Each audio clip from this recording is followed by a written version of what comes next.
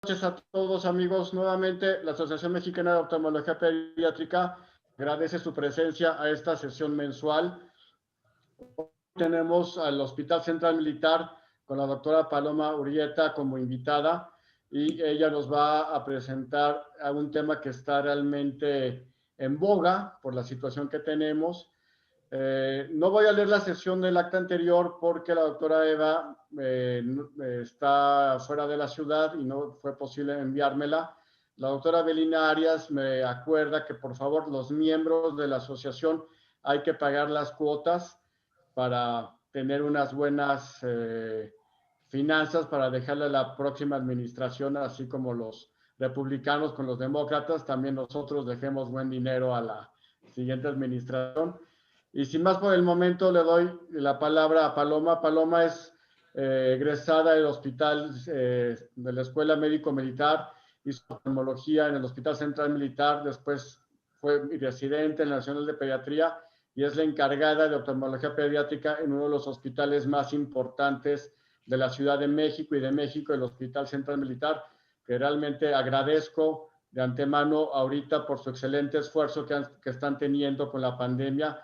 Es de los hospitales públicos con una mejor incidencia de sobrevivientes. Realmente los que llegan ahí, la mayoría sobreviven, no como en otros hospitales públicos. Entonces agradezco ese realmente esfuerzo que están haciendo los militares, no solamente para los militares, para toda la población en general. Otra cosa antes de que empecemos, los que son mexicanos y sean miembros del Consejo Mexicano, por favor, ya saben, en el chat poner su nombre completo y su número. Recuerden que dan 2 puntos para el Consejo Mexicano de Oftalmología. Sin más, cedo la palabra a Paloma. Paloma, muy buenas noches. Te cedo la palabra para que nos des la presentación de tus invitados. Muchas gracias. Buenas noches a todos. Gracias, doctor Juárez, por la invitación y por el reconocimiento. La verdad es que el esfuerzo es bien grande el que estamos haciendo en esta época y va rindiendo sus frutos. Agradezco a mis dos compañeros y amigos. Los admiro y por eso quise invitarlos y agradezco que hayan aceptado en este tema que finalmente ahorita también está en boga. El doctor Ramón Madrid Prado, él es médico militar, estudió en la Escuela Médico Militar, se graduó en el año 2003, después hizo pediatría también por parte de la Escuela Militar de Graduados de Sanidad y también hizo endocrinología pediátrica en nuestro glorioso Instituto Nacional de Pediatría. También cuenta con un diplomado en formación docente de ciencias médicas. Él va a comenzar con la plática. La doctora Eunice Ileina Borrallo Magaña, quien tengo más de 19 años de conocerla, agradablemente para mí, también es egresada de la Escuela Médico Militar, hizo la especialidad en psiquiatría en el Hospital Central Militar y tiene la alta especialidad en paidopsiquiatría en el Hospital Psiquiátrico Infantil Dr. J. en Navarro. Actualmente es adscrita en el Servicio de Paidopsiquiatría del Centro de Rehabilitación Infantil de la Secretaría de la Defensa Nacional. Entonces, agradezco a todos que estén aquí. Gracias nuevamente y cedo la palabra al doctor Ramón para comenzar con esta plática. Muchas gracias.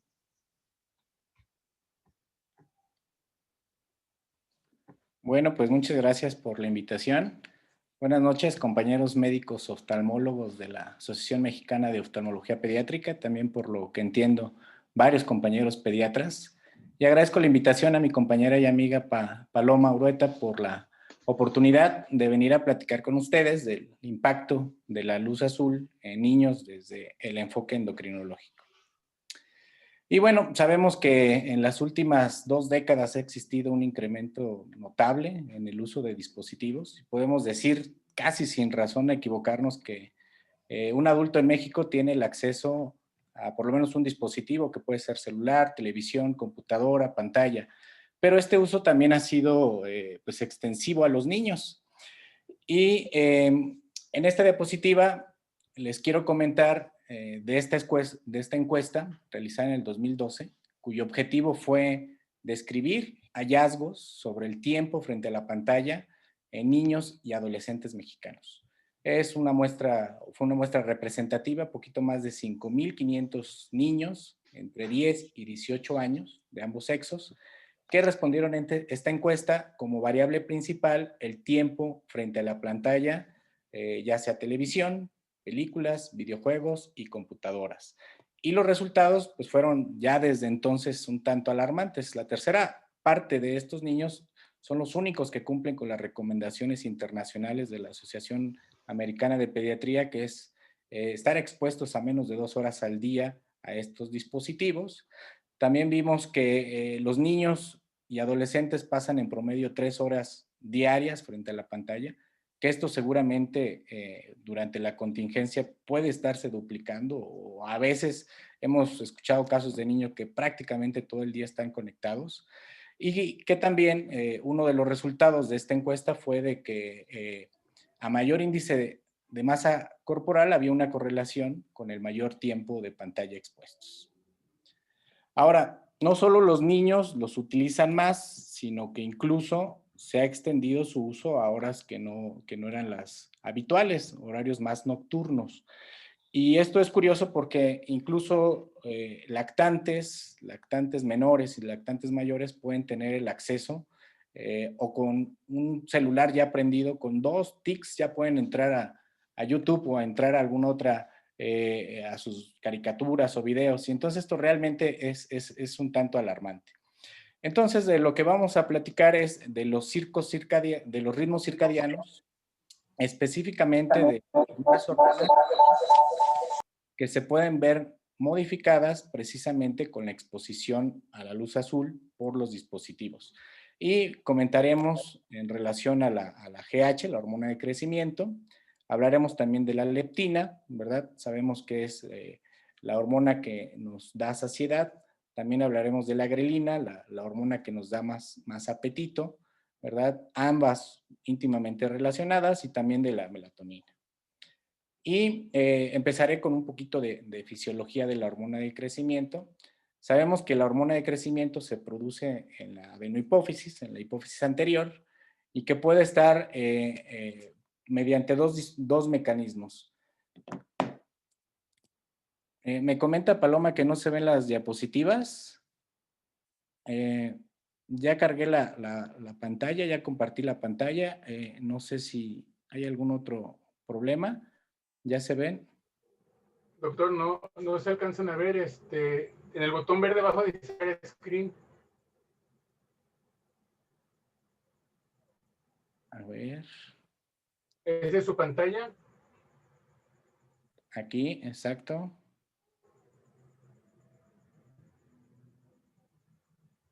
¿Ya se ve? ¿Ya la estamos viendo? Negativo. ¿Se ven las diapositivas? Sí, ya se ven. Ah, perdón. Entonces, rápidamente les comentaba los resultados de la Encuesta Nacional de Salud, el incremento en los niños en tempranas edades del uso de dispositivos, y que vamos a hablar de los ritmos circadianos. Pero no. ¿Perdón? ¿Se ven las diapositivas? Ya, todo excelente, doctor. Gracias. Gracias. Disculpen la interrupción. Vamos a continuar. Les comentaba que voy a platicarles un poco de la fisiología de la hormona de crecimiento. Sabemos que se produce en la adenohipófisis, la hipófisis anterior, y su mecanismo de acción puede ser tanto en forma directa como a través de mediaciones en su receptor a nivel hepático, y que esta secreción de hormona de crecimiento a su vez está regulada por algunos factores hipotalámicos, como es la hormona liberadora de hormona de crecimiento, estimulándola, y la somatostatina disminuyendo su secreción.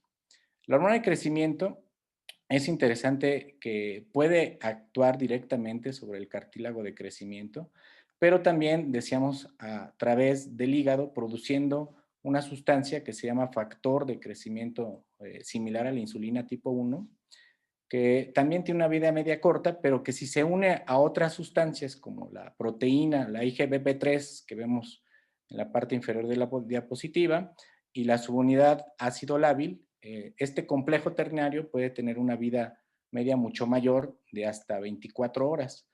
Y esto confiere las funciones propias de la hormona de crecimiento, la principal que todos conocemos, que es el crecimiento lineal, pero también sabemos que la hormona de crecimiento participa en múltiples efectos fisiológicos, como lo podemos comprobar en niños que son deficientes, que tienen mayor cantidad de tejido celular subcutáneo y que también tienen un perfil metabólico adverso. El tratamiento de estos pacientes se ha relacionado con una mejoría del perfil metabólico, así como una disminución del tejido celular subcutáneo. Y ese perfil metabólico puede correlacionarse con una disminución en los niveles de triglicéridos, un aumento en el colesterol de alta densidad, el HDL, una disminución del colesterol LDL, y estos mecanismos o estos efectos son los que también se pueden ver afectados cuando estamos expuestos a algunos dispositivos por la alteración del ciclo circadiano. Y para esto voy a permitirme poner esta diapositiva también de nuestro maestro, el doctor Raúl Calzada León, en el cual se explica cuál es la fisiología de la secreción pulsátil de la hormona de crecimiento. Aquí vemos algunas pequeñas diferencias entre varones y mujeres. Si vemos las mujeres, cuando se da la secreción pulsátil nunca llegan a la basal. Esto está relacionado filogenéticamente con que las mujeres tienen que estar preparadas a tener una reproducción un poco más temprana que los hombres como medio de conservación de especie. Entonces, las mujeres también vemos algunas diferencias, como tanto la amplitud como la intensidad de los pulsos son menores. Lo que sí es común en ambos es que en los periodos de sueño y oscuridad, en las etapas 3 y 4, vemos que es mayor la secreción de hormona de crecimiento, y que cuando hay una alteración en el ciclo de sueño y oscuridad, pudiéramos presentar una disminución en la secreción de hormona de crecimiento. Y esto es fundamental, dado que los niños, obviamente, una de las características principales es el crecimiento y desarrollo, y que pudieran verse afectado ese crecimiento por el uso de estos estímulos, afectando el ciclo circadiano. Por otro lado, también sabemos que los niños que están en tratamiento con hormona de crecimiento se ha correlacionado con un incremento en su capacidad cognitiva posterior a 2 años de tratamiento, cosa que también se puede ver afectada cuando existe una alteración en el ciclo de hormona de crecimiento. Bien, ahora les voy a platicar un poquito de la melatonina, y el conocimiento que todos tenemos, ¿verdad?, en común, pues suele asociar a esta hormona con el sueño, y eso es cierto. Sin embargo, la melatonina pues tiene muchas otras más funciones de reciente también identificación. Sabemos hoy en día que lo que hace la melatonina es mejorar de manera global el funcionamiento del organismo. Entonces, vamos a comentar dos puntos importantes. Una, ¿para qué sirve el sueño? Y posteriormente, ¿cómo se regula el sueño? Entonces, solemos decir que el sueño sirve para reparar el organismo de su actividad diaria. Y hay estudios muy recientes que han descubierto que cuando dormimos, nuestro cerebro se expande, por ejemplo, como una esponja, podemos poner como ejemplo, y que eso aumenta el espacio entre los cuerpos neuronales, y esto permite que todos los catabolitos celulares producidos durante un ciclo de 24 horas salgan al espacio interneural, y que el líquido cefalorraquídeo y posteriormente la circulación los eliminen del organismo. También sabemos que cuando hay esta expansión neuronal como esponja, como les platico, también existe una mayor unión sináptica entre esas neuronas, y esto se ha relacionado con que hay una mejoría de la memoria a corto plazo. Ahora, si no dormimos, el cerebro se mantiene contraído, no eliminamos esos desechos celulares, se acumulan en el cerebro, dañan las neuronas, generan radicales libres que pueden continuar destruyendo otras neuronas, y eso a medio o largo plazo puede producir algunos trastornos también cognitivos.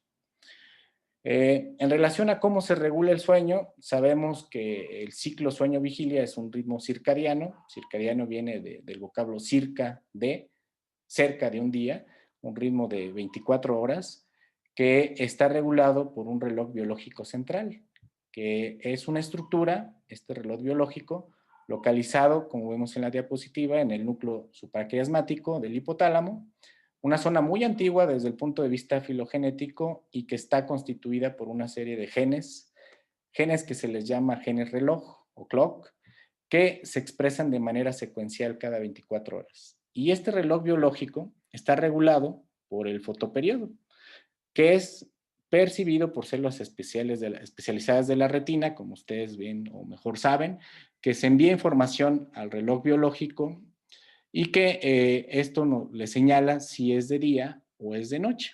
Y esta expresión de estos genes, genes clock, de día o de noche, a su vez envían información a la glándula pineal para bloquear la producción de melatonina durante el día y estimularla la producción por la noche. En nuestro hábitat natural, cuando la luz ambiental disminuye entre las 7 y 8 de la noche, empieza a producirse la melatonina por órdenes que llegan, como decíamos, del núcleo supraquiasmático hasta alcanzar un máximo en un estimado entre las 2 y 3 de la mañana. Esta melatonina llega a las células del organismo y por mecanismos de señalización le indican a la gran mayoría de las células del organismo que se tiene un periodo de 24 horas para completar sus funciones diarias. Y esa célula tiene esas 24 horas para realizar muchos procesos como lo es la división celular, síntesis de proteínas, procesos de regeneración, control metabólico de nutrientes, obtención de energía, entre otras funciones. A las 24 horas la melatonina pone ese reloj nuevamente en cero y vuelve a contar otras 24 horas y de esta forma se van estableciendo los ritmos circadianos. Y el reloj biológico central regula a todos los demás relojes biológicos del organismo en un proceso de sincronización endógena para un adecuado funcionamiento del organismo. Este funcionamiento se puede alterar y de hecho hay estudios en cual la luz blanca puede alterar la producción de melatonina y se puede alterar voluntariamente en la exposición a este tipo de contaminación lumínica. Y esto bloquea el reloj biológico, haciendo que se bloquee la producción de melatonina y las células empiezan a tener alteraciones. Y esas alteraciones pueden condicionar que los ritmos circadianos, inmunitarios, hormonales o metabólicos también se vean afectados y a largo plazo puedan desarrollar enfermedades como o ser factores predisponentes a desarrollar Alzheimer, Parkinson, obesidad, mayor riesgo de diabetes tipo 2, hipertensión. Ahora les voy a platicar un poquito en relación a otras funciones de la leptina. La leptina, pues, es una hormona pues descubierta relativamente reciente, en el 94. Los mecanismos que analizan la función de esta hormona en el control del apetito y saciedad son los que más se han estudiado. Sabemos que junto con la grelina regulan el apetito y la saciedad. Decíamos que la leptina da saciedad, la grelina da más apetito y que en los nuevos estudios se ha detectado que existen funciones relevantes desde el punto de vista del desarrollo cerebral, incluso en la reproducción, en respuestas inmunes, en algunas predisposiciones a cáncer, en el metabolismo mineral óseo, también importante desde el punto de vista pediátrico, y en el conocimiento y memoria. Entonces, también sabemos que la leptina estimula el gasto energético y actualmente hay estudios muy bien documentados donde tiene una muy grande participación en la memoria, aprendizaje y conducta. Sabemos que la leptina es una adiposina producida por el tejido adiposo. Tradicionalmente se sabía que el tejido adiposo solo servía para almacenar energía y cuando el cuerpo la requería, pues podíamos obtenerla a través. Ahora se sabe que es todo un órgano que tiene una estrecha comunicación con el sistema nervioso central y en ese diálogo neuroendocrino modula todas estas funciones que van desde el gasto energético, la actividad locomotora, ciclo sueño-vigilia, inmunidad, apetito. Y todas estas amplias funciones neuroendocrinas también se relacionan con neuroplasticidad y neuroprotección, que pueden verse afectadas también con el uso de estos dispositivos. Y aquí les pongo una diapositiva en la cual existe una asociación entre la duración del sueño y las concentraciones tanto de leptina como de grelina. En la parte superior, en la A, son los niveles de leptina, en la parte inferior son los niveles de grelina, y en ambas vemos cómo están las horas de sueño y los valores. Y como vemos en la izquierda de la diapositiva, vemos que mientras menos horas se duerman, existe un perfil en el cual la hormona leptina, que debería dar saciedad, está en niveles muy bajos, entonces no genera saciedad, y la grelina, que es la que nos genera apetito, está en niveles muy altos. Al contrario de cuando lo vemos, cuando el sueño es más fisiológico, el sueño es más duradero, vemos cómo los niveles de leptina están aumentados cuando dormimos más y esto nos genera más saciedad, y al revés, la grelina disminuye. Con lo cual, esto se ha correlacionado con que cuando tenemos un perfil de sueño menor al adecuado, de acuerdo a las diversas etapas en el desarrollo, puede correlacionar con que consumamos más calorías. Un estudio dice que hasta 300 a 400 calorías más por este fenómeno de alteración en los niveles de estas dos hormonas. Y por lo tanto, pues entramos en un ciclo vicioso de alteraciones en el sueño, mayor ingesta, y esto también se correlaciona con otro problema que tenemos actualmente, como es la pandemia de la obesidad. Me gustaría también comentarles este estudio que me parece interesante, un estudio reciente en el cual existe una asociación entre el uso de estos dispositivos electrónicos y también la alteración en la integridad de la materia blanca en niños estudiados en situaciones controladas de 3 a 5 años que estaban expuestos a mayor cantidad de lo que dicta la Asociación Americana de Pediatría. Entonces, dentro de los resultados, se documentó que tenían menor integridad estructural en los tractos de materia blanca, y esto afectaba principalmente las áreas del lenguaje, las funciones ejecutivas y algunas otras habilidades de alfabetización, así como tener mayor alteraciones en algunos comportamientos. También revisamos un pequeño metaanálisis en el cual se analizaba la duración del sueño y cómo mientras menos dormían los niños existe un incremento del riesgo de sobrepeso y obesidad. Ellos lo analizaron que por cada hora de sueño que se incremente, el riesgo de sobrepeso y obesidad disminuye en un 9%. Y esto ya veíamos como el mecanismo biológico es esa interrelación entre las hormonas principalmente reguladoras del apetito, como es la leptina y la grelina. A nivel nacional también se ha hecho un esfuerzo y los consejos de expertos también recomiendan que la exposición a los dispositivos sean menor de 2 horas y en etapas más tempranas incluso no utilizarlos. Y me gustaría comentar, una vez que ya revisamos un poco la fisiología de las diversas hormonas que pueden verse afectadas con una alteración en el ciclo circadiano, ver que los dispositivos pues llegaron para quedarse. Realmente no los podemos prohibir, de hecho tenemos que convivir, es algo guardando las proporciones como la pandemia de COVID, tenemos que convivir y tenemos que aprender. Y dentro de las recomendaciones oficiales de la Asociación Americana de Pediatría están que dentro de la familia se cree un plan de un consumo racional, ¿verdad? En el cual se establezcan límites como en cualquier otra actividad de los niños, como lo es comer, vestirse, horarios de sueño, y que ese entorno mediático pues sea platicado en toda la familia. Nosotros como adultos también tenemos que dar un buen ejemplo, no es conveniente que les prohibamos o restringamos el uso de dispositivos y nosotros estemos conectados permanentemente a los dispositivos. Tenemos que ser un buen ejemplo y es muy importante tratar de no utilizar un dispositivo o la tecnología como para tranquilizar a los niños.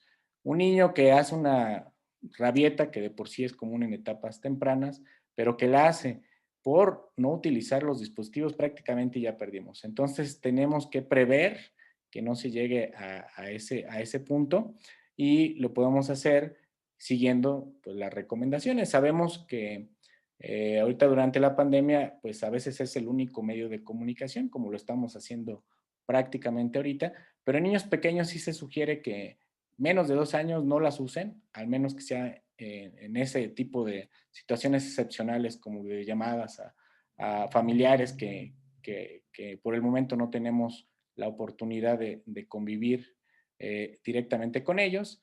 También es importante que los adultos veamos el contenido de lo que los niños observan en estos dispositivos y limitarlos como una regla de las recomendaciones entre 2 y 5 años a máximo 1 hora al día y que esa programación sea de alta calidad. También dentro de las recomendaciones vemos que es fundamental que mientras más se pueda acompañar al niño para ver los programas, sabemos que aunque hay muchas aplicaciones muy didácticas, los niños definitivamente aprenden más de las experiencias reales. Entonces, lo que pueden ver, por decirlo así, en teoría en la pantalla, lo podemos replicar en experiencias reales y eso le puede generar un mejor aprendizaje. Hablando de los adolescentes, sí es una situación más particular. Sabemos que por los cambios puberales pueden llegar a tener otros tipos de ciclos de sueño y que también pues parte de su vida prácticamente ya son las relaciones en línea y que tenemos que tener y ser muy cautelosos en esa regulación del uso de los dispositivos. Llegar a un acuerdo sin entrar en conflictos, sin prohibírselos, sin que sean motivos de castigo, para tratar de que pues esa etapa tan difícil que vemos, que es la adolescencia, la tratemos de compaginar mejor. Y con esta diapositiva terminaría mi presentación y esperando que si hay alguna duda o comentario, con mucho gusto la platicamos. Muchas gracias.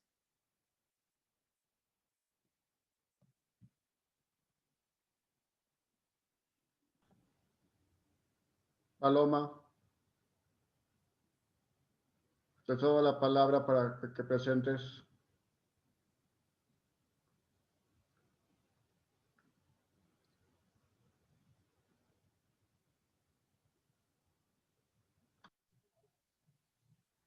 Hola.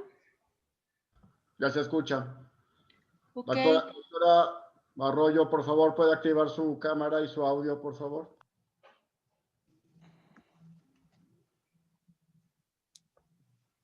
¿Las preguntas van a ser al final? Sí, al final hacemos una mesa redonda pequeña. Ok, va, porque Excelente ya hay presentación, preguntas. doctor. Muchas gracias. Okay. Hola, buenas noches.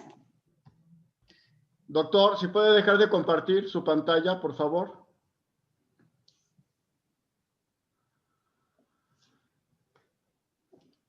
Hola, buenas noches. También muchas gracias por invitarme. Vamos a dar inicio a la presentación. Okay. Como ya les comentó Paloma, yo soy especialista en psiquiatría infantil y del adolescente. Entonces, el enfoque que yo voy a compartir con ustedes, no sé si se ve mi presentación. Sí, se ve. Sí, ya se ve perfecto. Ah, excelente. Ok. El enfoque que yo voy a compartir con ustedes es desde el punto de vista de la psiquiatría infantil y del adolescente. ¿Sí? Bueno, pues como ya escuchamos en la ponencia anterior, ¿sí? Vamos a hablar pues, de aparatos electrónicos principalmente al hablar de luz azul. ¿Sí? Y ahí pues hay una como disyuntiva, ¿no? Así, ¿son buenos o son malos? ¿No? Pues en realidad, o sea, como todo en esta vida, pues no se puede ser así tajante entre en una cuestión, ¿no? O sea, ni son buenos ni son malos, ¿sí? En psiquiatría nosotros nos enfocamos, ¿sí? El punto de vista de la psiquiatría es el punto de vista del neurodesarrollo. ¿Sí? ¿Y qué es el neurodesarrollo? Es un desarrollo evolutivo tanto de la conducta como de la cognición, como de las emociones, ¿sí? Que está sustentada en la madurez del sistema nervioso central, ¿sí? Y eso tiene que ver con un equilibrio entre muchos factores, ¿sí? Tiene que ver, es una situación bidireccional entre el paciente, ¿sí? El niño y el adolescente en este caso, ¿sí? Con todos estos factores, ¿sí? Uno muy importante, pues, es el estatus socioeconómico, porque no es lo mismo un niño que vive en una situación de pobreza, ¿sí? A un niño que tiene que pertenece a la clase media o a la clase alta, ¿sí? El estatus socioeconómico bajo, por ejemplo, pues está relacionado con bajo rendimiento escolar, bajo CI, poca estimulación, ¿sí? Normalmente pues tiene que ver también con que el ambiente familiar pues a veces no es el más adecuado, ¿sí? Normalmente pues viven en colonias donde también las personas que están a su alrededor comparten ese mismo ambiente, ¿sí? También tiene que ver con la composición familiar. No es lo mismo una familia donde solamente existe un padre, ¿no? Que por lo regular pues es la mamá, a una familia que se compone de ambos padres, ¿no? O familias que se componen aparte de la abuelita, los tíos, los primos, etcétera, ¿no? También tiene que ver, pues, la salud mental de los padres, y no es lo mismo también un padre que está preparado para ser padre y que eligió ser padre, a alguien que, o sea, que pues le llegó de sorpresa un embarazo y pues tiene que resolver en ese momento, sí, o una mamá que tuvo una depresión postparto, ¿no? Y también a la conducta parental, que tiene que ver con estilos de crianza, ¿sí? Todo eso, pues, como les comentaba, afecta de modo bidireccional o interactúa, ¿sí? Con el momento en el que se encuentre el paciente. No es lo mismo que sea un niño menor de 5 años, a que ya sea un adolescente, ¿sí? A que esté en la etapa escolar. Y las diferencias individuales o las características individuales, qué tanto es, qué nivel de inteligencia tiene, ¿sí? Qué tan resiliente es la persona, etcétera. ¿Sí? En psiquiatría infantil y en general en psiquiatría, todos los padecimientos y en general el paciente lo tratamos de ver desde todos los puntos de vista, ¿por qué? Porque los trastornos pues, no tienen que ver con una sola causa, normalmente son multifactoriales. Bueno, como ya les comentaba el doctor Madrid, perdón, voy a hacer un poco más pequeño esto. Como ya les comentaba el doctor Madrid, durante los últimos 10 años pues se ha incrementado el uso de la tecnología y las redes sociales. ¿Sí? Y pues se han convertido en algo de todos los días, ¿no? ¿Qué tenemos que ver con, bueno, con aparatos electrónicos? Son televisiones, computadoras, teléfonos celulares, videojuegos, ¿no? Y los niños y adolescentes son usuarios que pues los usan de manera intensa. Y el uso de los medios de comunicación es una de sus principales actividades. Si por ellos fuera, pasarían así como que bastante tiempo ahí pegados. Ahí mencionan algunos autores que los adolescentes más o menos invierten una cantidad de 8 horas al día en el uso de aparatos electrónicos. Y hay algunas instituciones que han encontrado que pacientes o niños desde 5º grado de primaria, ¿sí? Ya tienen un 40% teléfonos celulares. Y te llegan las mamás y te dicen, es que yo lo que quiero es que mi hijo esté comunicado, quiero poder así tenerlo localizable, etcétera. Y por eso es uno de los motivos por lo que ya les dan el teléfono celular. ¿Sí? Y en encuestas en Estados Unidos han demostrado un incremento de 5 veces en el acceso de los niños a dispositivos móviles, ¿sí? Y cada vez en niños más pequeños. Bueno, pues vamos a empezar con la relación entre la luz azul y el sueño. O sea, mi enfoque pues es diferente de lo que tiene que ver desde el punto de vista endocrinológico que ya nos presentó el doctor. ¿Sí? Bueno, Acá de lo que hablamos es de que el sueño, pues como ya sabemos, juega un papel muy importante en la salud de los niños, principalmente en los primeros años, en menores de 5 años. ¿Sí? Este es el sueño que se recomienda, menores de 1 año, 17 horas, y del año a los 5 años, más o menos de 12 a 14 horas. ¿Sí?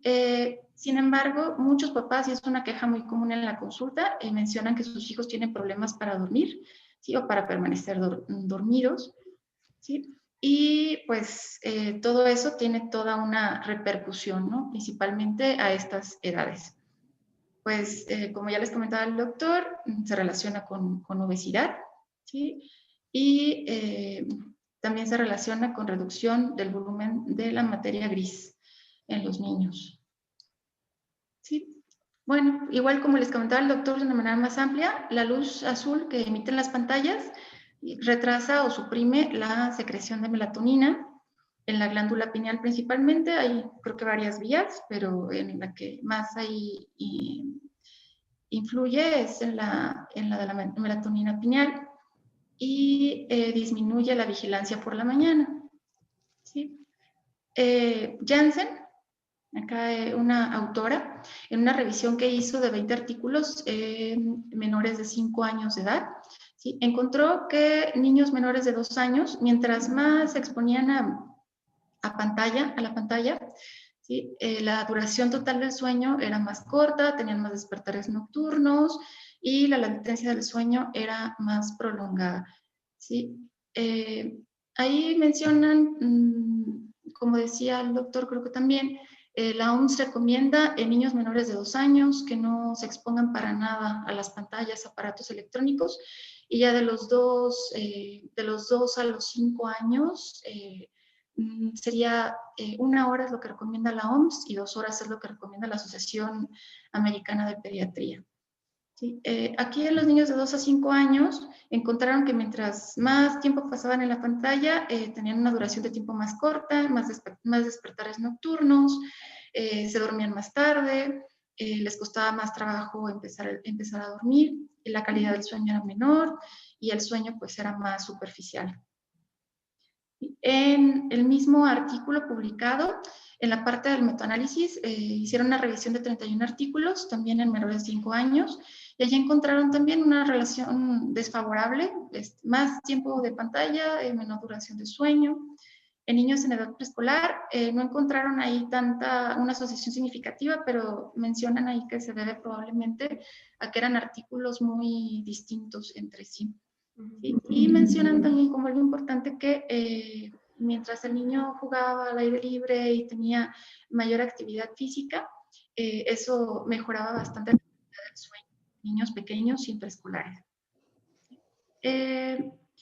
Aquí es muy importante no perder de vista, como les mencioné en la primera diapositiva, que los patrones de sueño y en general la conducta y todo lo que tiene que ver con situaciones desde el punto de vista de la psiquiatría infantil, ¿sí? Es una interacción que tiene que ver con cuestiones fisiológicas, genéticas, psicológicas y socioambientales, ¿no? Porque pues obviamente si el papá le da más permiso de estar con el aparato electrónico, ¿sí? Pues entonces pues va a estar más tiempo ahí, ¿no? También si hay un desinterés por parte de los padres o hay otros factores, como ya les mencioné anteriormente, pues también va a haber toda una alteración en la calidad, en la duración del sueño, etcétera, pero por presencia de otro tipo de trastornos. Entonces, pues como conclusión, en ese sentido, ¿sí? La exposición a aparatos electrónicos, usa la luz azul, hay una relación con alteraciones en el sueño, ¿sí? Y eso, pues, ¿qué es lo que provoca cuando hay alteraciones en el sueño? Pues provoca problemas en la memoria y problemas en el aprendizaje, que la persona esté más irritable, que la persona tenga más dificultad para poner atención, dificultades para modular su estado de ánimo, ¿sí? Y incremento en la impulsividad, ¿sí? O sea, esto no es el hilo negro, ¿sí? O sea, pues cómo nos sentimos al día siguiente, o sea, después de una desvelada por cualquier motivo, después de habernos pasado viendo series en Netflix o después de haber estado picándole ahí al celular en las redes sociales, pues más o menos amanecemos así, ¿no? O sea, imagínense los niños y los adolescentes. Bueno, en cuanto a la relación que existe entre aparatos electrónicos, su exposición a aparatos electrónicos y desempeño académico, ¿sí? Bueno, pues acá la más quemada resultó ser la televisión, ¿sí? Niños y adolescentes que ven grandes cantidades de televisión, por grandes cantidades se refieren a más de 3 horas, ¿sí? Pasan menos tiempo dedicados a actividades cognitivamente estimulantes como leer y hacer tareas, porque pues están en la televisión. Entonces pierden el interés, tienden a tener calificaciones más bajas, niveles más bajos de logro educativo en las edades adultas tempranas, ¿sí? De acuerdo a estos autores. Las computadoras, en general, los estudios encontraron asociaciones positivas, ¿sí? Principalmente, aquí mencionan, el primero son estudios en adolescentes, de 12 a 16 años, mencionan que tener una computadora en casa se relacionó con un mayor rendimiento escolar. Esto tiene que ver con que pues tienen más acceso a la información, pueden meterse a investigar diferentes cosas, ¿sí? Entonces eso probablemente haya sido el por qué hubo un mayor rendimiento escolar. En otro estudio de adolescentes de 13 años, que fue transversal en Estados Unidos y Japón, encontraron también una relación positiva entre el uso de la computadora en el hogar y en la escuela con un mayor rendimiento escolar. Y en estudios en niños y adolescentes han encontrado que para fines escolares, utilizando la computadora para ese tipo de actividades, puede mejorar habilidades en la lectura y resolución de problemas. ¿Sí? Videojuegos. Ahí han encontrado, los estudios pues manejan diferentes resultados. ¿Sí? En algunos estudios dicen que mejora las habilidades cognitivas, la capacidad visual espacial, la capacidad de resolución de problemas. Sin embargo, en estudiantes de secundaria, sí, probablemente porque pues ya ven que son adolescentes, hay una mayor impulsividad, porque pues el lóbulo frontal termina de madurar hasta los 21 años más o menos. ¿Sí? Sugieren que al jugar videojuegos se asocia negativamente con calificaciones. Y ahí también pues ya ven que normalmente es la etapa en la que lo último que quieren es hacerle caso a los papás y a las reglas y a los límites. ¿Sí? En cuanto a redes sociales, en estudios en universitarios, encontraron una asociación ahí.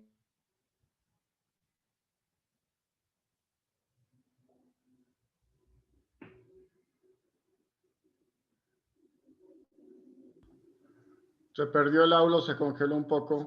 Sí, tampoco veo nada. Eunice.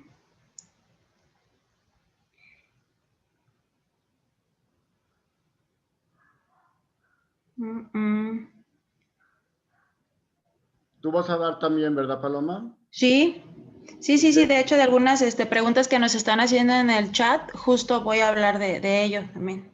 Sí. Si quieres, continúa con tú, porque tal vez tuvo problemas la doctora, porque ya perdimos video y perdimos audio. Perdimos todo.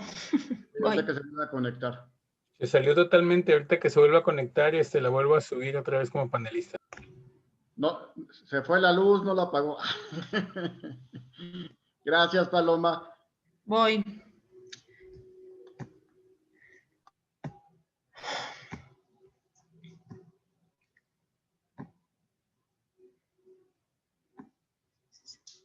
¿Se ve mi presentación?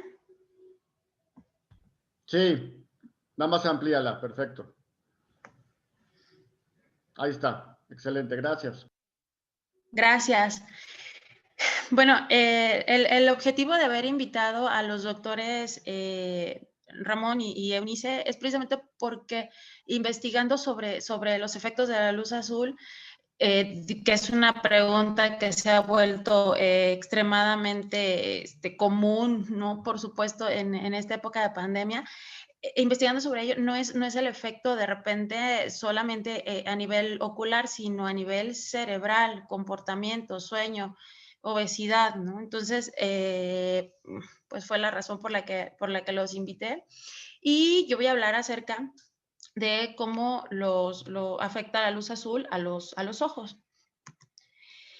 El espectro de luz visible, que es lo que el cerebro, en este caso del ser humano, percibe, por eso se llama visible, va aproximadamente de 380 a 500 nanómetros. Incluye luces violeta, índigo, azul, azul verde, Y como podemos darnos cuenta con las pláticas previas, ahorita que termine Eunice, juega un rol paradójico en la salud y en la visión.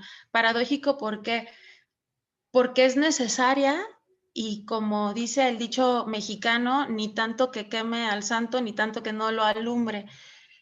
Tenemos que tener cierta medida, ¿no?, de exposición a este tipo de luz, y existe esto en la naturaleza de tal manera que aproximadamente la mitad del día tenemos luz y la otra mitad no, y esto es por algo, tiene su razón de ser, ¿no?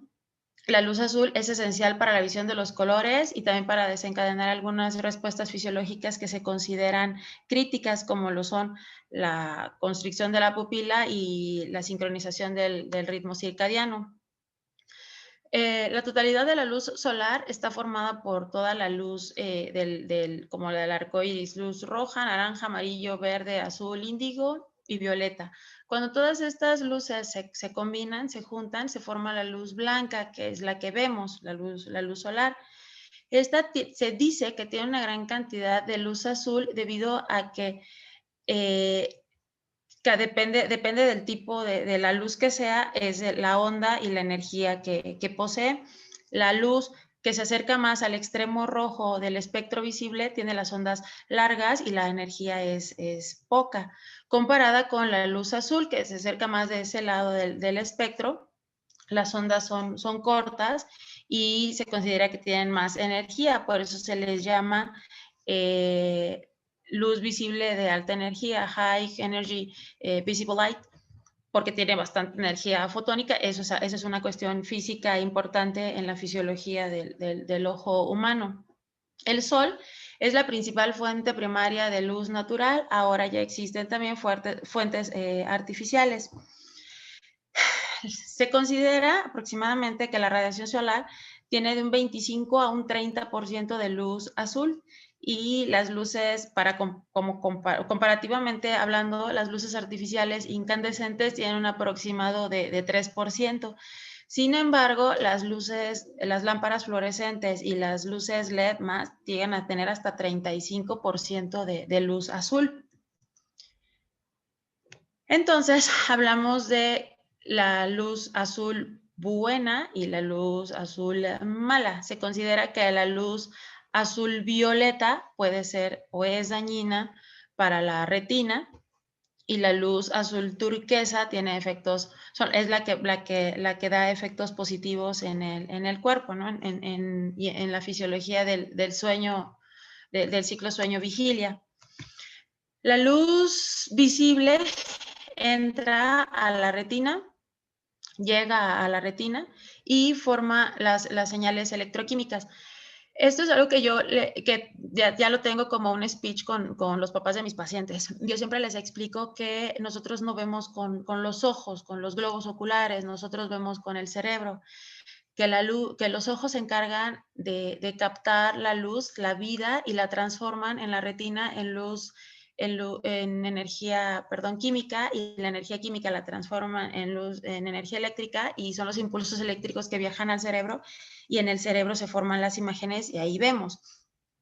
Entonces, es algo que ya tengo y que explica de manera bastante burda, pero entendible para los pacientes, cómo es que participa la luz en la visión. Los rayos UV tienen más energía que la luz azul, sin embargo, se absorben casi en su totalidad en la córnea y en el cristalino. Lo veremos un poquito más adelante. Las funciones no visuales de la retina dependen de un tercer tipo de fotorreceptor, que se llama células ganglionares retinianas intrínsecamente fotosensibles, que contienen un fotopigmento que se llama melanopsina, y se encuentra sobre todo en la capa interior de la retina.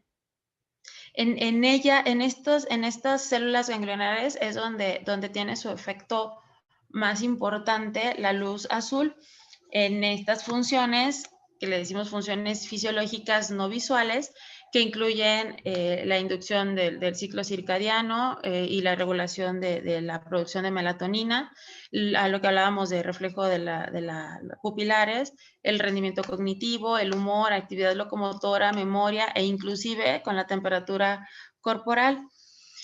Y según estudios, esto depende de la longitud de onda que hablábamos, ¿no? No es lo mismo la longitud de onda de la luz roja que de la luz azul que percibimos. Y alcanza su máximo en aproximadamente 480 nanómetros.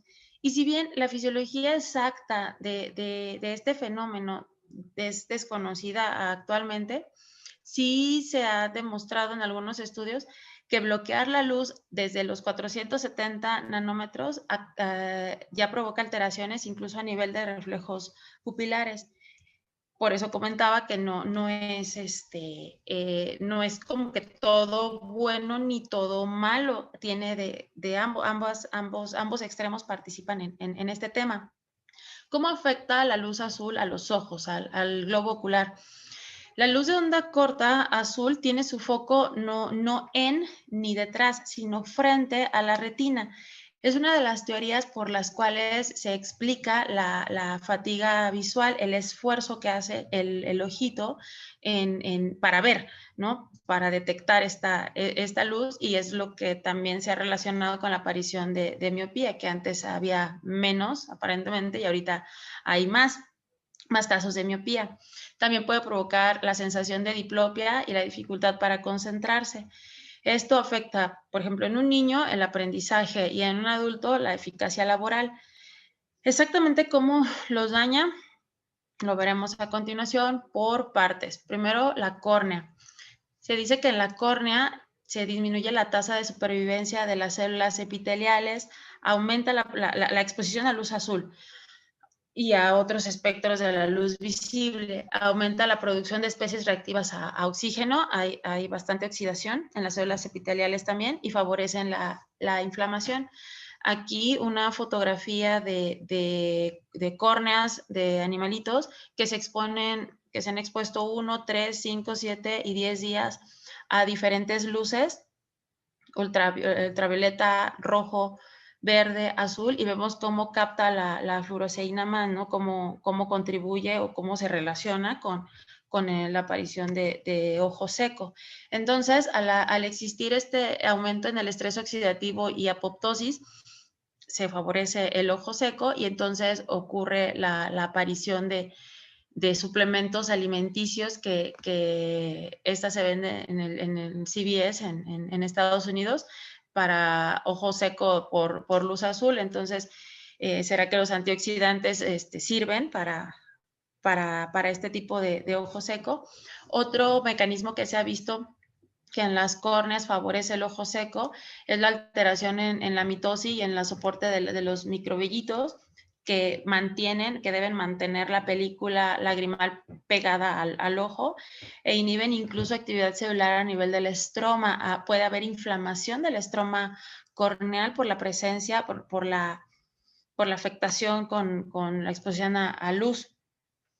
En cristalino, el cristalino es un órgano súper especial. Contiene proteínas estructurales, enzimas, metabolitos que absorben la luz de onda corta. ¿Cuál quedamos que es la luz de onda corta? La luz azul. Esto a la larga va ocasionando la formación y acumulación de pigmento amarillo, es decir, el cristalino se va haciendo más opaco. Entonces, esto es algo que me da mucho la atención, porque con el tiempo los cristalinos del ser humano se vuelven opacos, terminamos en catarata. Solemos decirle a los pacientes, tener cataratas es como tener canas, es parte del envejecimiento, ¿no?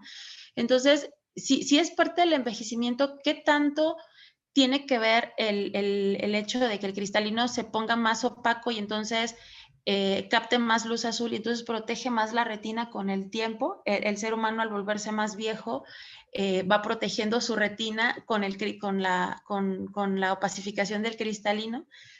Esto es bastante interesante. Solamente al que nos diseñó, al que nos hizo, le podremos preguntar si ese era el objetivo de hacer esto fisiológicamente así, ¿no? El uso de antioxidantes se considera una estrategia razonable para proteger contra el estrés oxidativo que ocurre a nivel de cristalino y córnea, contra los efectos del peróxido de hidrógeno, que es uno de los productos de esta oxidación. En el cristalino se han encontrado carotenoides como la luteína y la zeaxantina, hasta el momento son los que se han encontrado, y estos absorben todavía más la luz de onda corta. Entonces, también existen este tipo de suplementos alimenticios que vaya, se diseñan basados en esta premisa. La retina es lo que sí se ve más afectado de acuerdo a muchos estudios que hay. Uno busca en internet y encuentra infinidad de estudios, ¿no? Respecto a la afectación de la retina a la exposición de luces. Incluso, por ejemplo, en algunos estudios en los electroretinogramas, las ondas A y B se ven disminuidas después de la exposición a la luz. Ahí se producen más especies reactivas de oxígeno que promueven la apoptosis de células del EPR y de los fotorreceptores.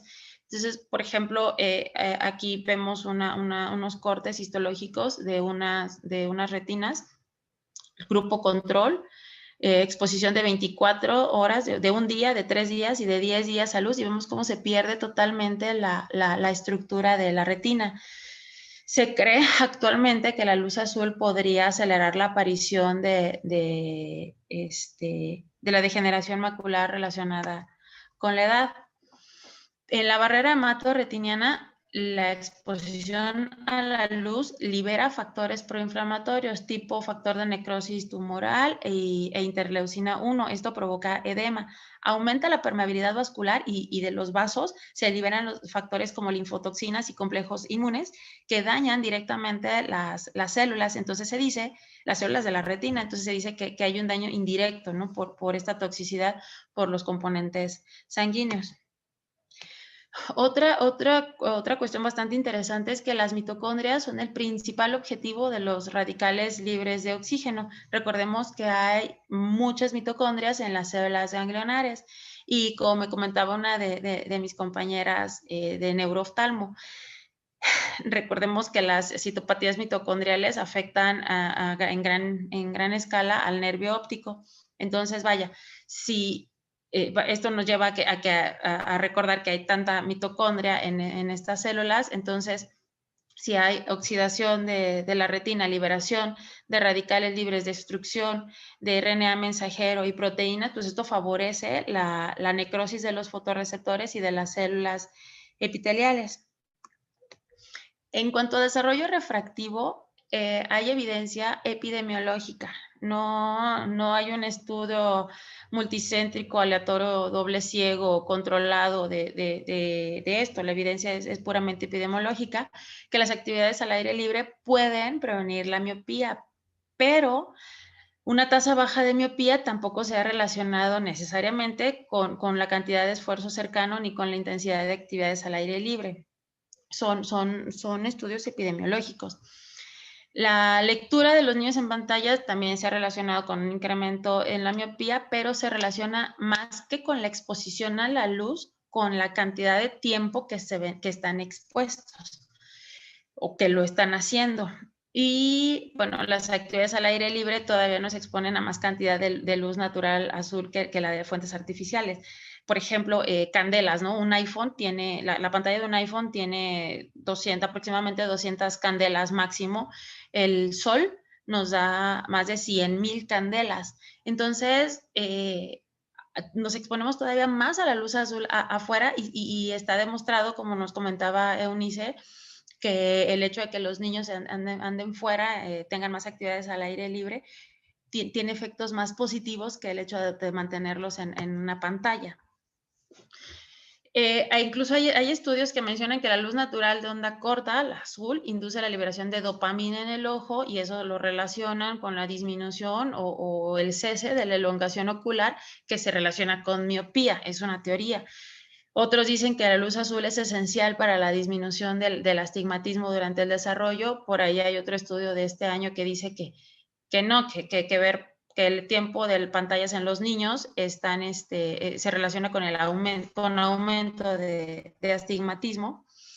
Hay otros estudios que nos dicen que la luz azul de onda corta inhibe el crecimiento del ojo por extensión del eje anteroposterior y de la cavidad vítrea, lo cual produce una hipermetropía relativa, pero estos estudios, o muchos de ellos, la mayoría, los que no son epidemiológicos, se llevan a cabo en pollitos, en ratoncitos, en borregos, en cerdos de Guinea, en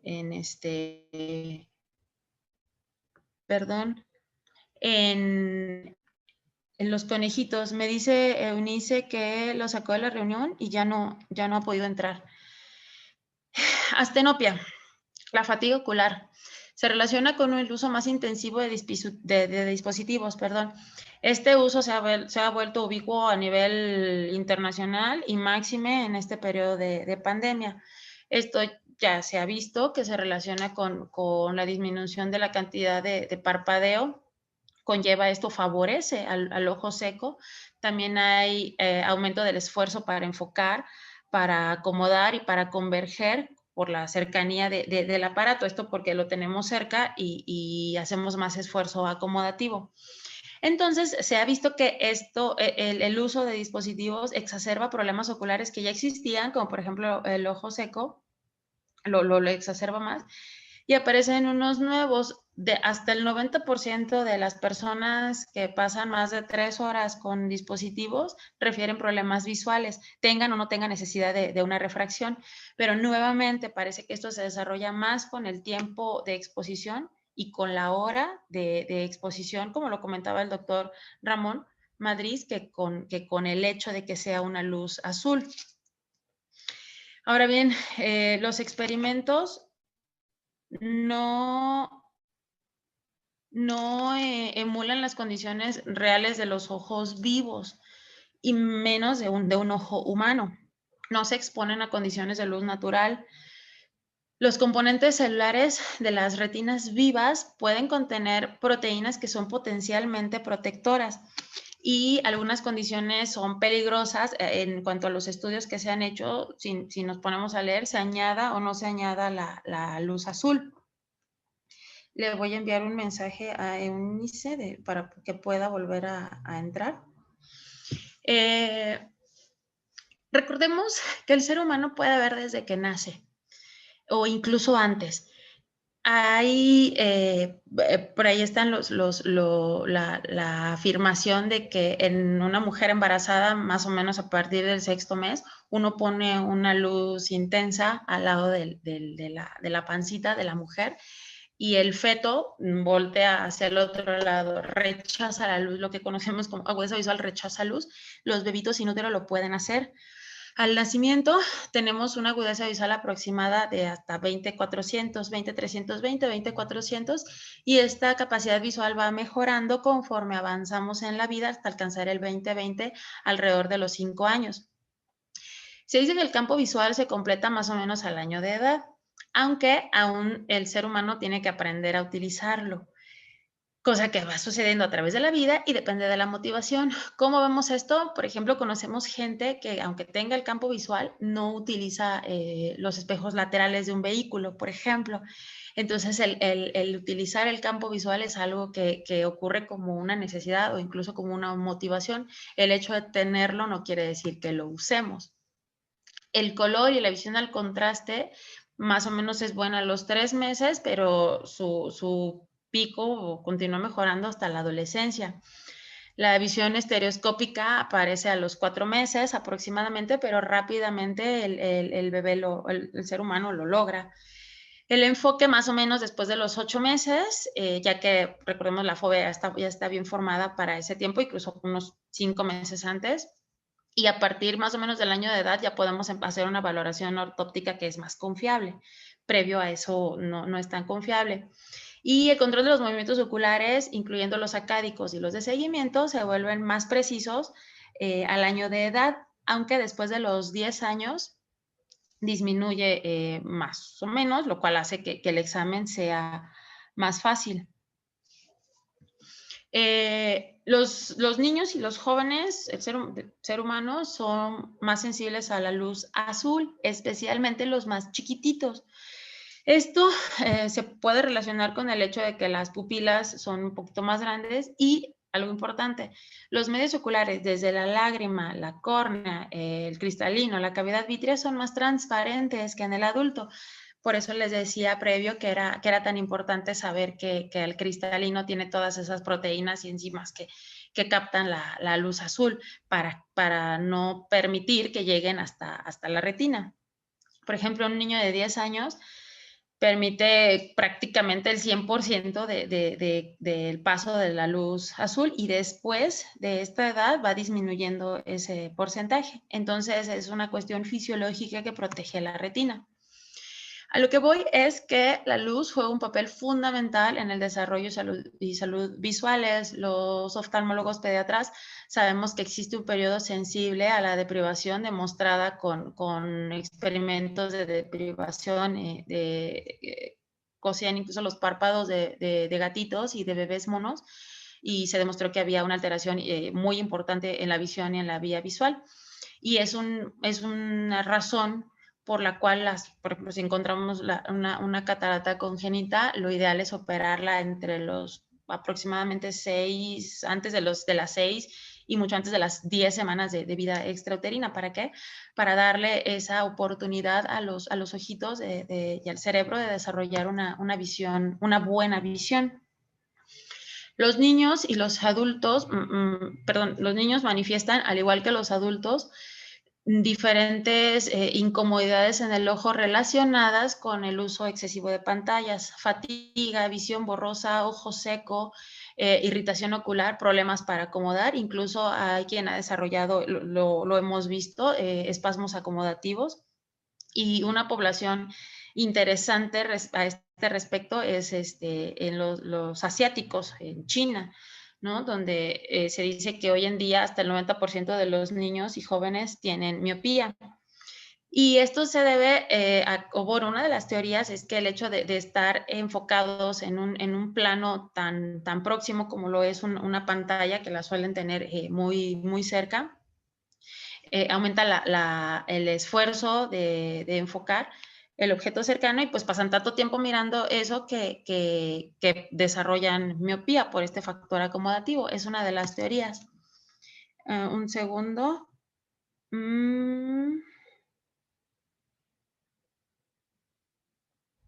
Me dicen que tengo que... No sé si puedo hacer lo de Eunice o sigo con la plática.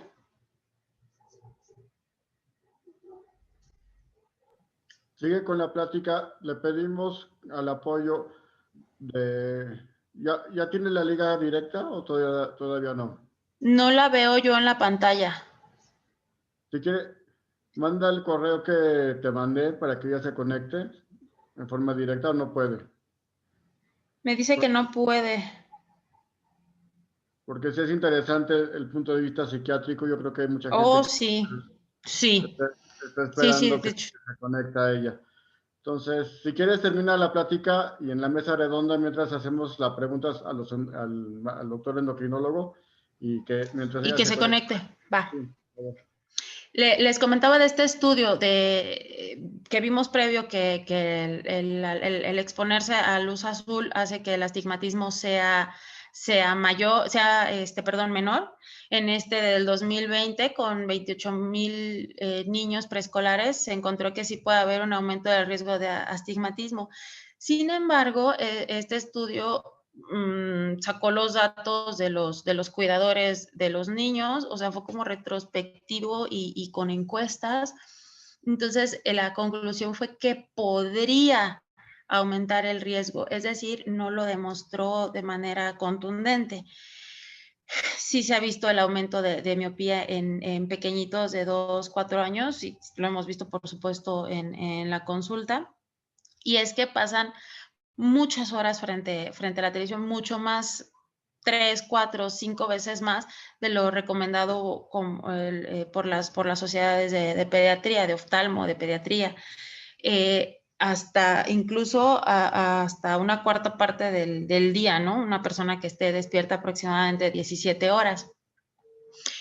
En otro estudio epidemiológico, insisto, esta palabra es importante, epidemiológico, de casi 700 personas con controles anuales en 6 años, encontró que los usuarios de pantallas tienen mayor sintomatología visual y postural que los que no los usan tanto, principalmente en cuanto a reflejos y sensibilidad al deslumbramiento. El 18% necesitaba corrección óptica o cambio de sus lentes, y toda la sintomatología que manifestaban mejoraba después de hacer ese cambio, esa corrección óptica, y disminuyendo el uso de las pantallas. Y entonces se estableció una asociación entre los síntomas y la necesidad del uso de refracción. Es decir, había muchas personas que no sabían que necesitaban una corrección óptica previo a presentar estos problemas. Entonces, ¿qué hacemos? No hay una evidencia científica contundente de que la luz de los dispositivos sea lo suficientemente fuerte como para dañar la retina humana, pero sí para alterar el ciclo circadiano, como ya nos comentaba el doctor Ramón.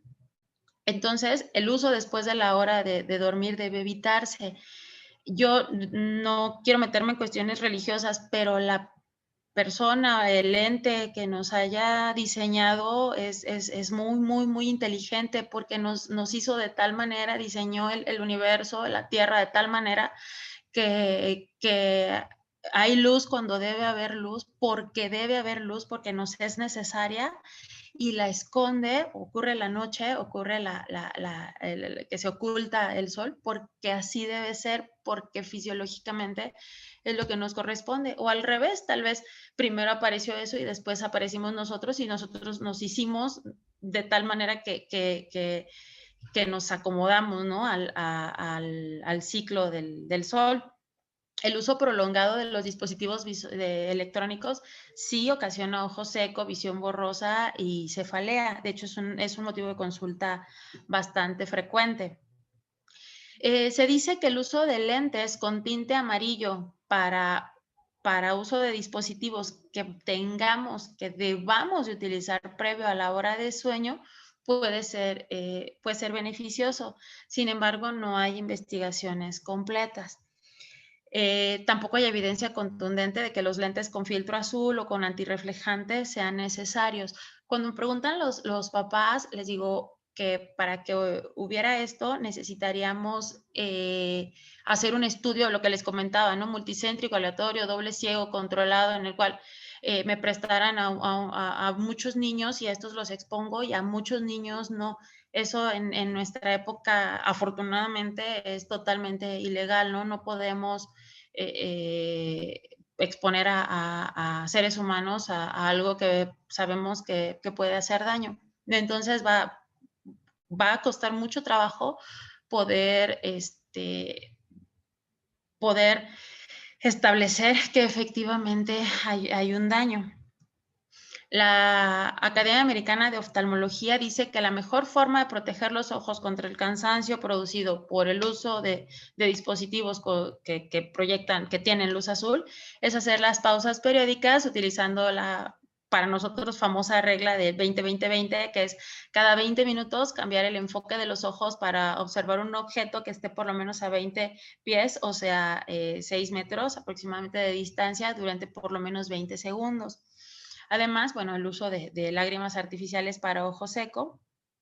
La academia lo dice en su página: no se deben utilizar ningún lente, no se debe de deber, ¿no?, de que sea obligación, lentes que sostengan que pueden proteger los ojos de la luz azul, y tampoco recomienda utilizar algún tipo de gafa protectora especial para esto. En cuanto a la cuestión que hablábamos de anatomía, de fisiología, por supuesto que es insisto, repito, perdón por ser redundante en eso, por eso es importante la participación de las especialidades como son endocrino y paido. Aquí estamos hablando de ojitos, pero sí pueden hacer daño a otro nivel, como ya lo vimos.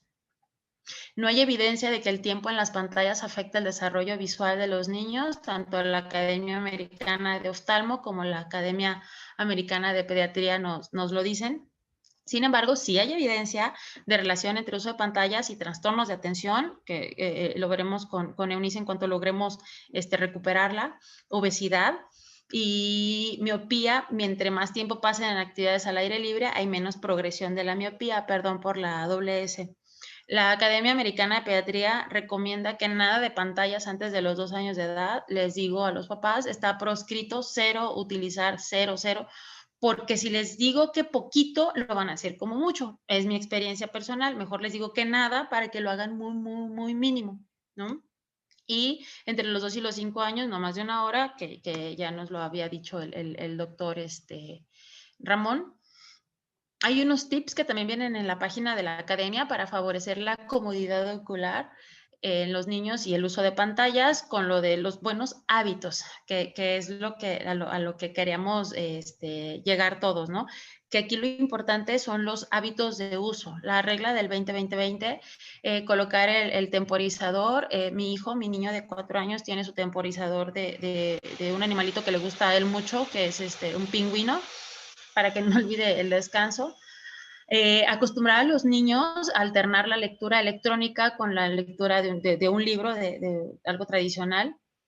Decirles a los que están jugando, sabes que completando este nivel en tu videojuego, te vas a asomar por la ventana unos 20 segundos y puedes continuar. Son tips. Marcar, ese es otro tip, marcar los libros, los tradicionales, pues con un separador, por ejemplo, y los electrónicos con el separador electrónico, para que el niño se acuerde que en cuanto llegue al separador rojo, tiene que descansar los ojitos. Evitar el uso de pantallas afuera, en exteriores, sí en zona iluminada, pero no muy iluminada. Sí sirve ajustar el brillo y contraste que tienen los dispositivos, las pantallas, los teléfonos. Procurar una postura correcta, porque eso disminuye la cefalea. Recordemos que la cefalea puede ser tensional por la mala postura, las lumbalgias. Y algo importantísimo es enseñar al niño. Cuesta mucho trabajo, personalmente lo sé, también soy mamá, cuesta mucho trabajo, pero hay que acostumbrar al niño a utilizar las pantallas lo más lejos posible, ¿no? Es buena idea comprar estos dispositivos que sirven para apoyarse y dejárselos un poquito más alejados. Y aunque suene chistoso, hay que recordarles que deben parpadear.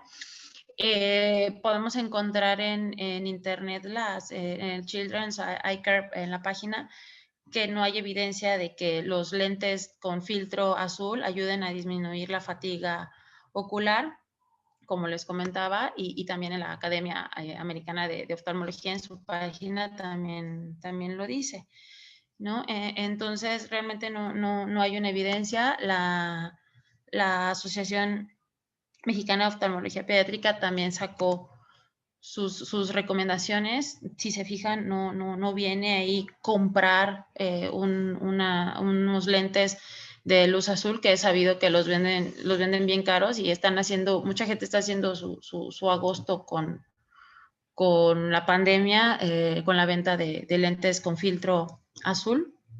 Entonces, algo que es muy importante es que no se trata de que si le pongo los lentes con filtro azul ya lo estoy cuidando en lo absoluto. O sea, ya puede ver la pantalla todos los días porque ya tiene sus lentes de filtro azul, en lo absoluto. Lo que se ocupa o lo que es necesario, perdón, es la manera de utilizarlos, ¿no? Los hábitos de los que hablábamos.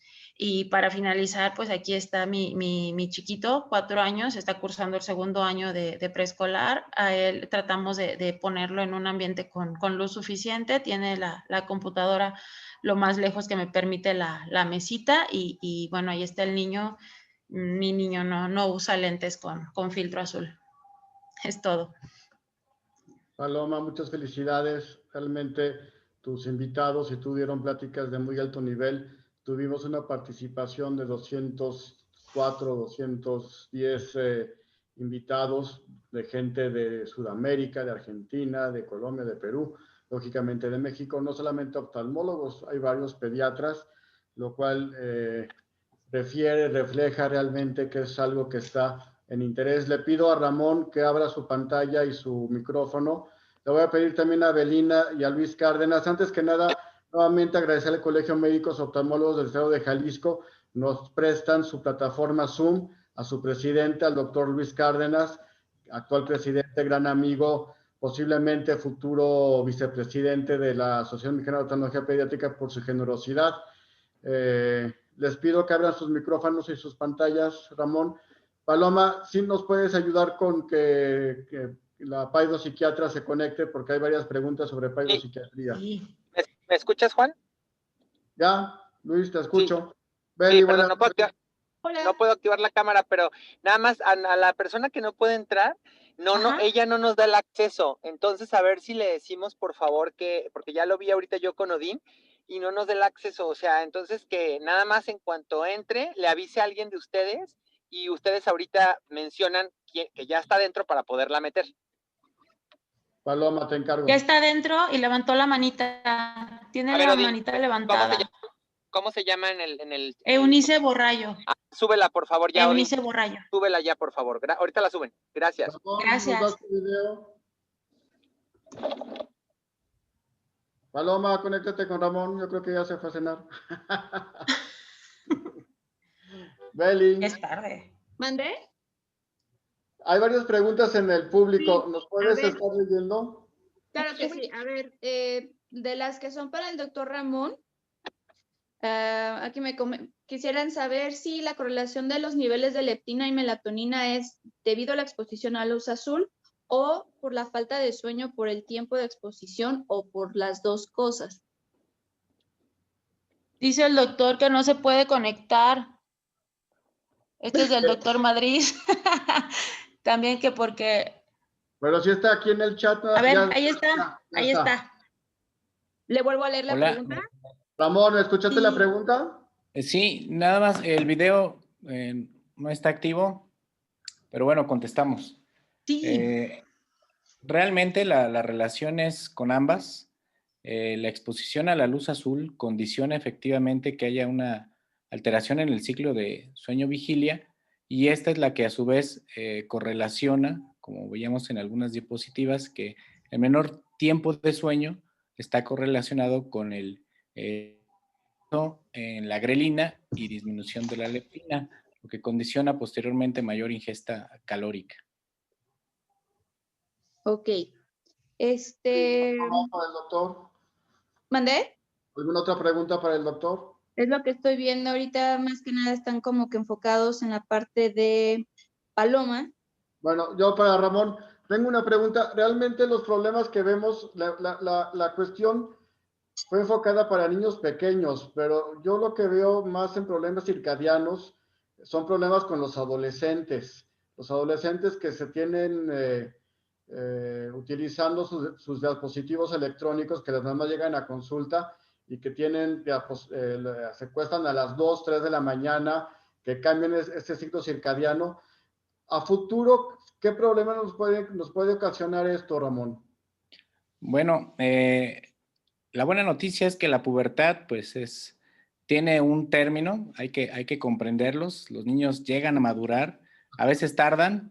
Lo vemos en los pacientes adolescentes con diabetes tipo 1 que de repente tienen un trastorno de adaptación a la enfermedad, y que efectivamente con más apoyo que tengamos desde el punto de vista psicólogo, el apoyo médico, la relación familiar, aún así les es complicado asimilar la enfermedad. Sin embargo, con el tiempo se logra ese objetivo.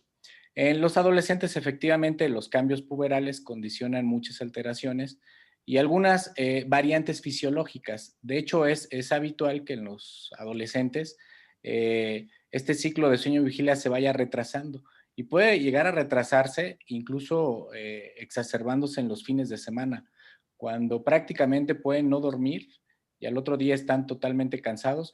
La recomendación es, en general, tratar de mejorar la higiene de sueño. Sí hay algunas evidencias en que el tratamiento para algunos padecimientos específicos pueden ser benéficos con la melatonina, como aquellos que tienen síndrome de piernas inquietas, síndrome de retraso en la fase del sueño, que es más frecuente en los adolescentes. Pero el primer paso sería las medidas de higiene de sueño y posteriormente analizar si efectivamente pudieran ser candidatos a algún tratamiento. ¿Consideras que estas, y también es doctora para la doctora Eunice, estas características de los teléfonos y las tabletas más avanzadas de que ponen atenuación de la luz, realmente favorecen esta que te dé sueño, que no estés abusando con una luz normal, que esta atenuación que se tiene llega a funcionar realmente para que el adulto o el niño en su caso no abuse por el simple hecho de la intensidad de la luz, o no consideras que es de utilidad estas adaptaciones de las tecnologías de última generación? Pues realmente tienen su utilidad, sin embargo, al estar atentos a la información que se ve, independientemente de sea atenuada o no, generan que tengan actividad cerebral más en estado de vigilia, y eso es lo que realmente también se correlaciona con las alteraciones hormonales. Eunice, activa tu micrófono, por favor. ¿Alguna opinión sobre esto tú? No, no se escucha. En ese Eunice. sentido, ¿ahí me escuchan? Ahí te escucho. Okay. Creo que es más como la correlación en cuanto a medidas conductuales nos pueden ayudar a mejorar lo de el ciclo de sueño en adolescentes y en niños.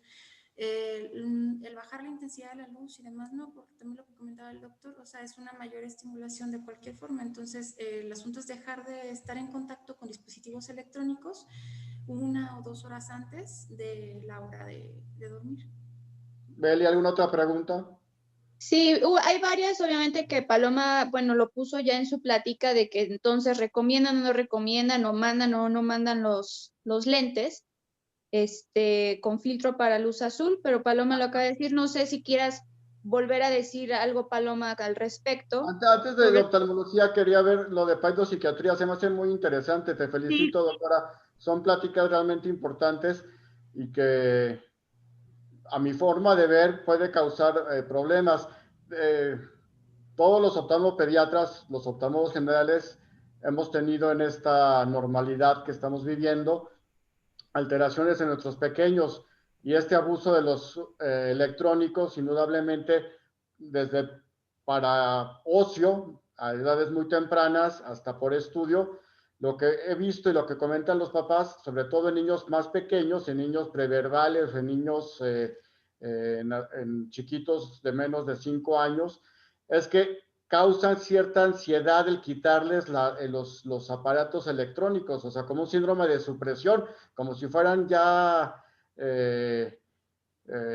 adictos. Un vicio, una necesidad ya fisiológica, el que el niño se distraiga. Es que me dicen los papás, no le puedo quitar el celular para que no lo vea porque se pone muy nervioso, no se duerme, llora todo el tiempo. ¿Realmente se ha visto que estos aparatos causan una adicción o pueden causar una adicción en esta edad?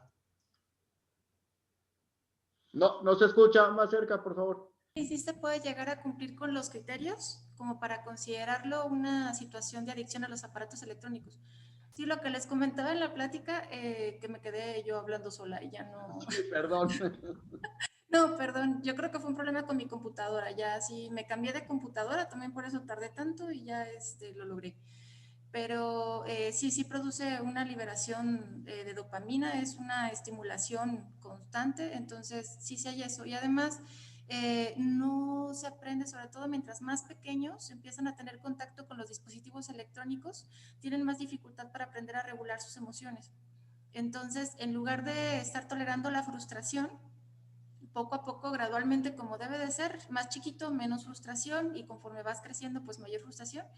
Entonces, y aprendes así como que a mejor distraerte con el dispositivo electrónico. Eso provoca también, o sea, de que te vuelvas también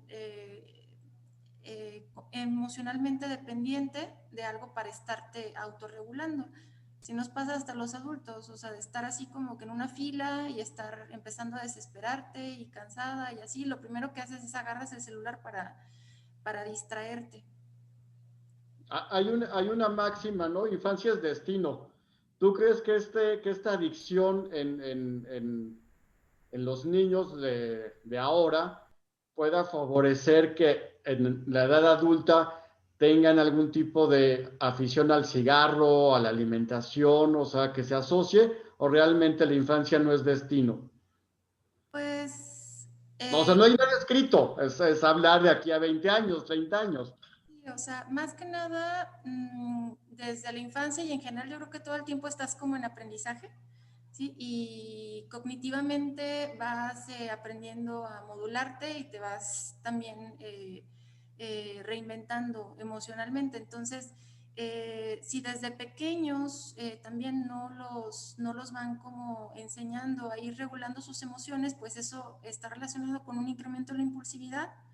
Sí, y esa impulsividad después les da toda una serie de problemas, desde problemas conductuales, ¿sí? No aprenden a regular sus emociones, entonces pues les cuesta más trabajo convivir con otras personas y todo eso se vuelve un círculo vicioso porque no tienes una adecuada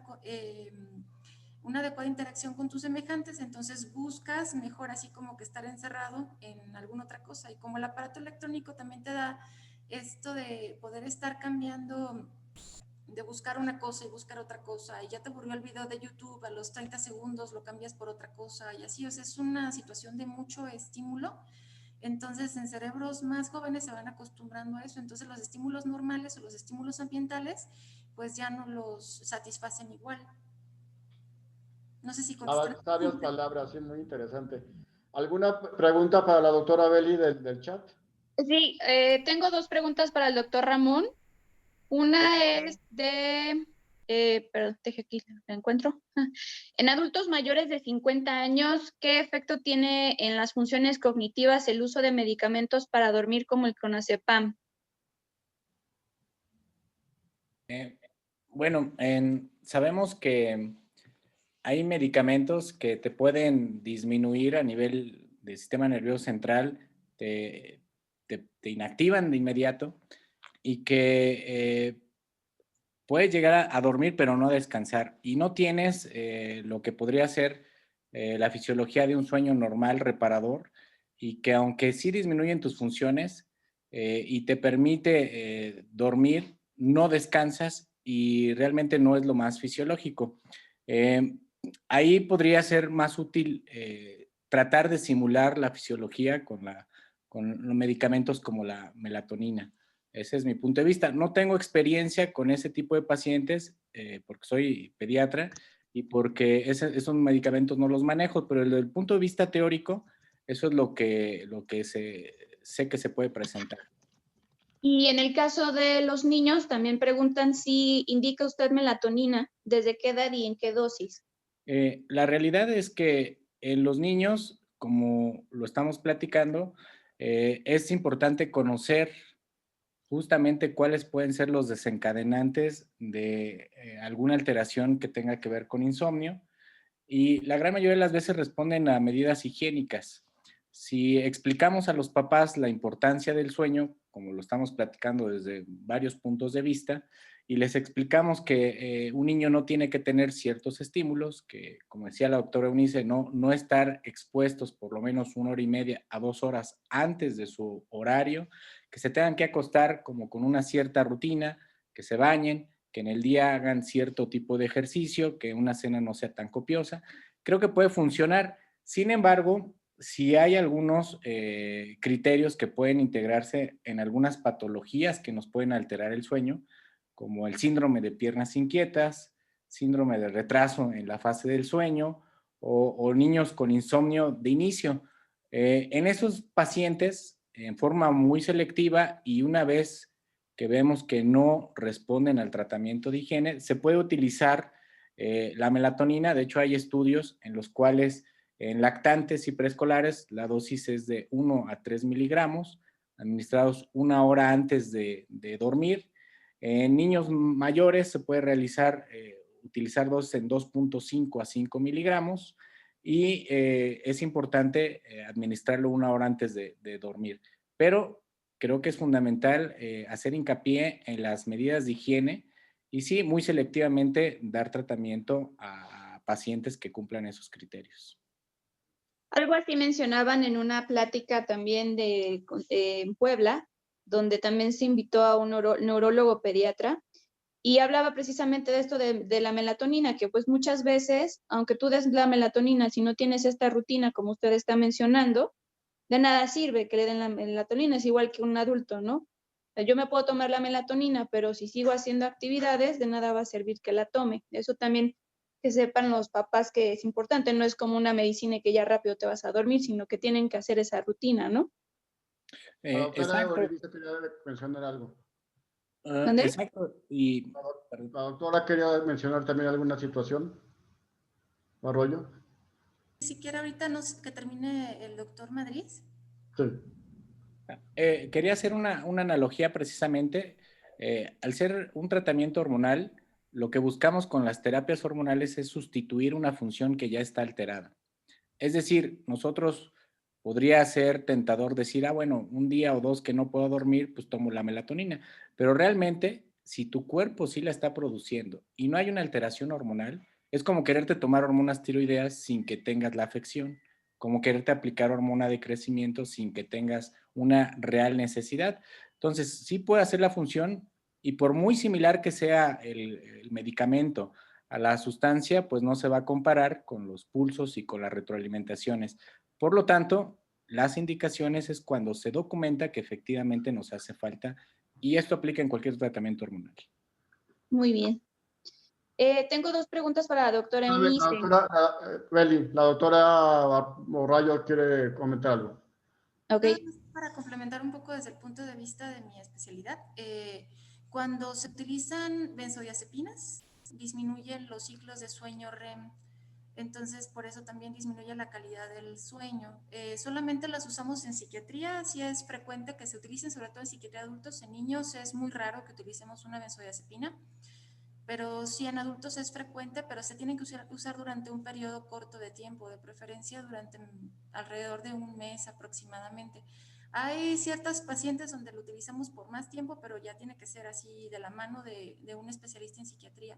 Y con respecto a lo que comentaban sobre el insomnio, sí, se tiene que considerar no una situación aislada, sino que tienes que descartar que no haya un origen, o sea, del insomnio, con qué está relacionado, si hay otra situación que le esté provocando, ¿no?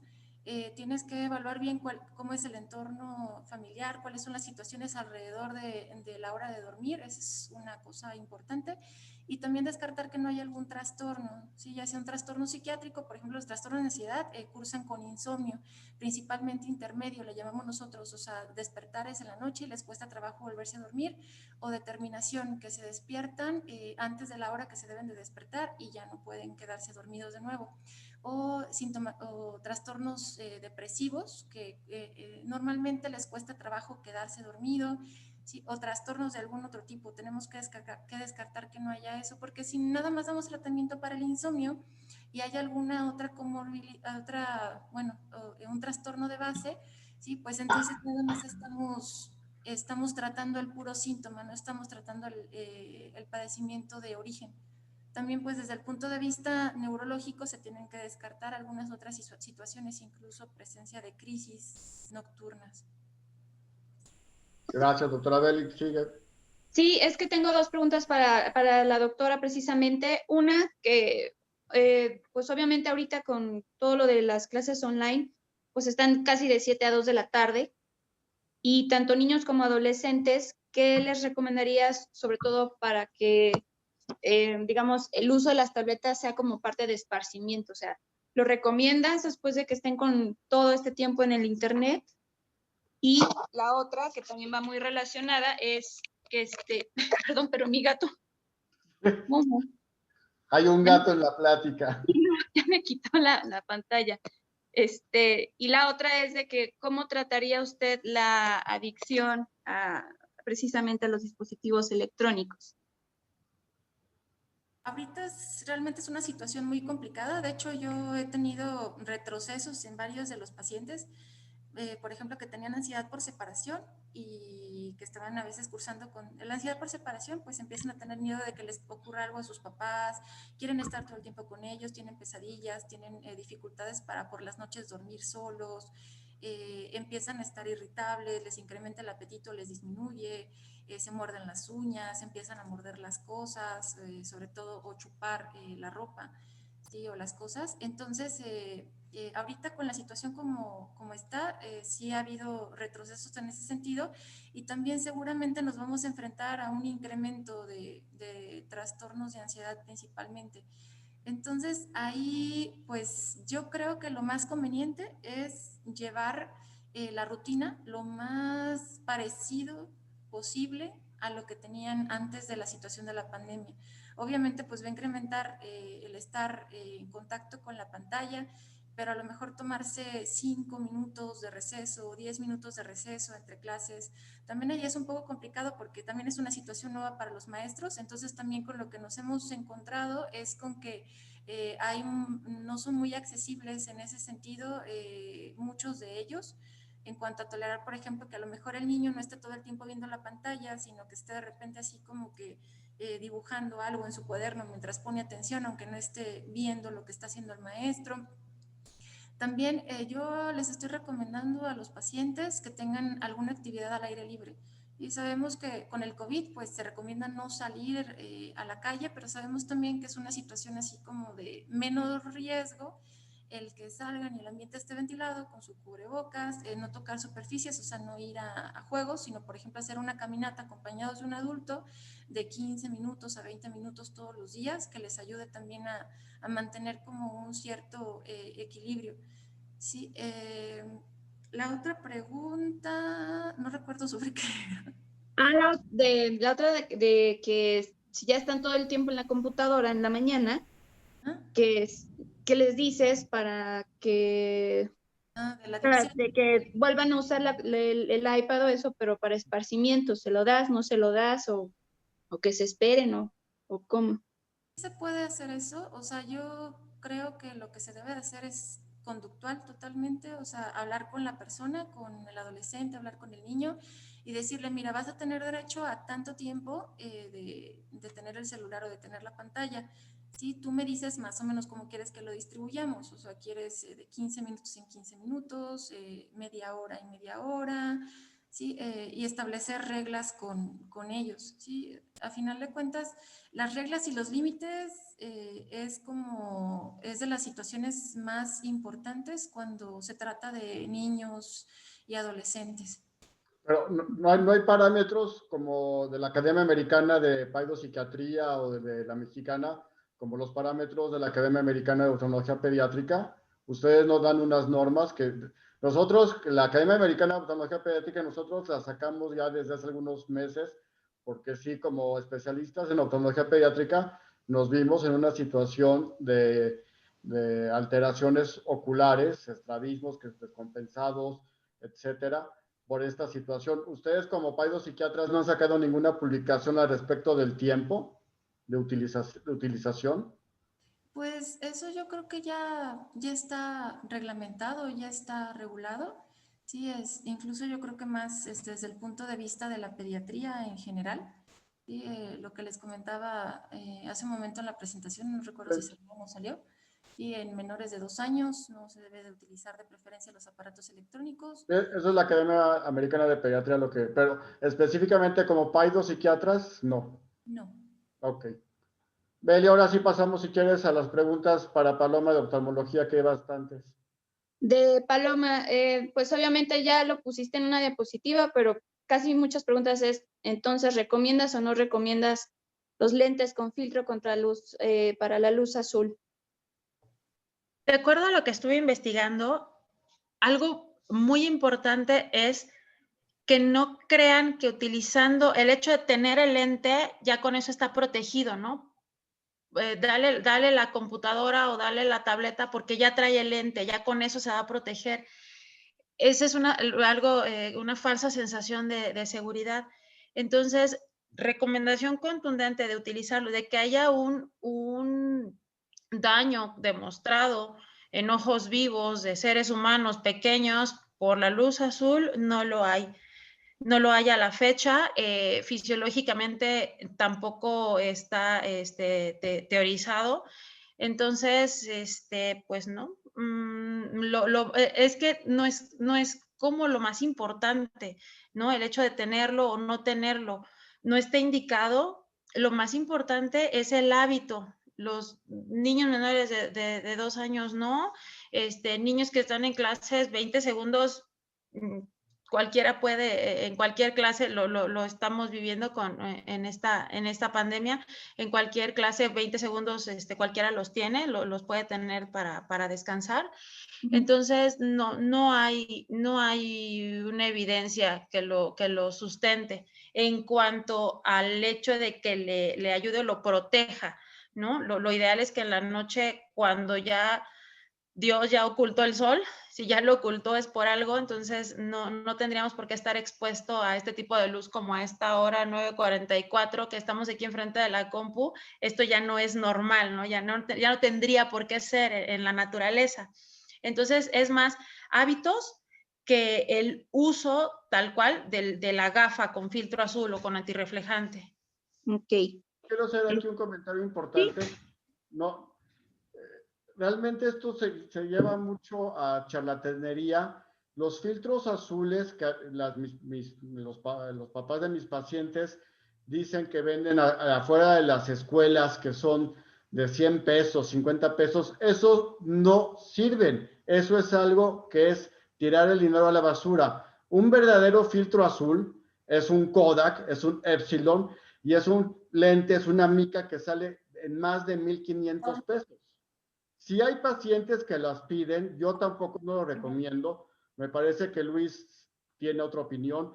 Es muy subjetivo. Sí lo he mandado, no digo que no. Hay pacientes que me dicen, sí, he leído, que mejora el sueño, etcétera, etcétera.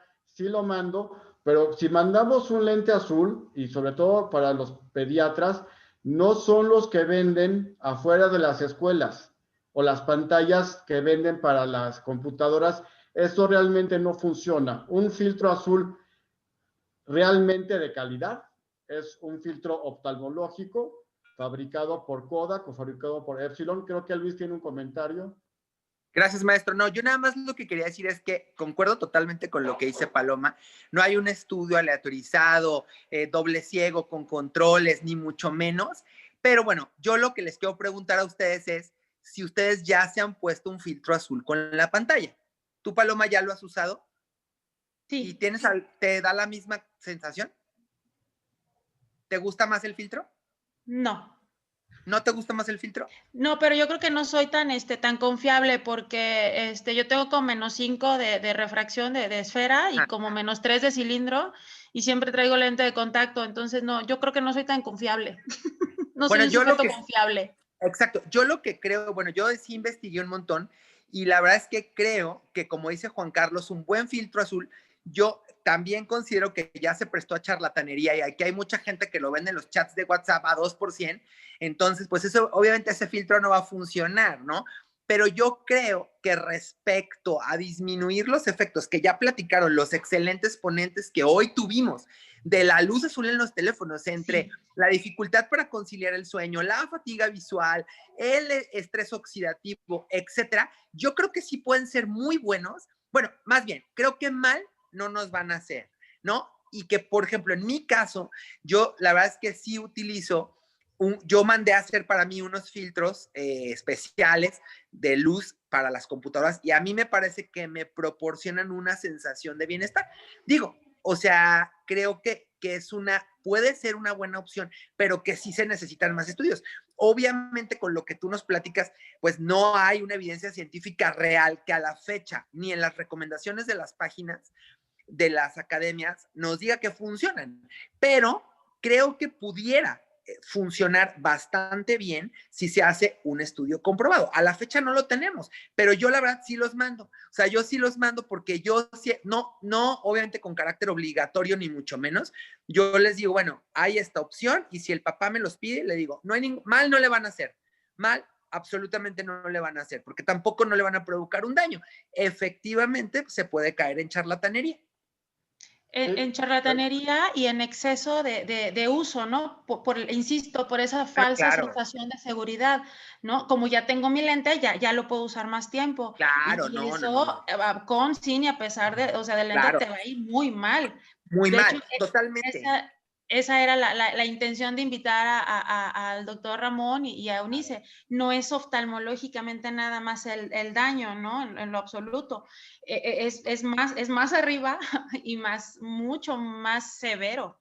No, claro, y aparte yo considero, bueno, que igual para la gente que nuestros compañeros que nos están viendo, también considero, todos, la mayoría son oftalmólogos, yo estoy dando las recomendaciones como tal, ¿no? O sea, las mismas recomendaciones que hemos analizado, hacer todas las actividades cerca de una fuente de luz natural, no hacer actividades escolares durante la noche, trabajar con mucha luz durante la noche, como ya dijo la doctora Eunice, 30 minutos de exposición a la luz natural, salirse a jugar, dar un paseo. O sea, creo que también eso es muy importante. O sea, que nuestra consulta no se quede nada más en decir, sí los usamos o no los usamos. Porque yo, bueno, siempre digo esto.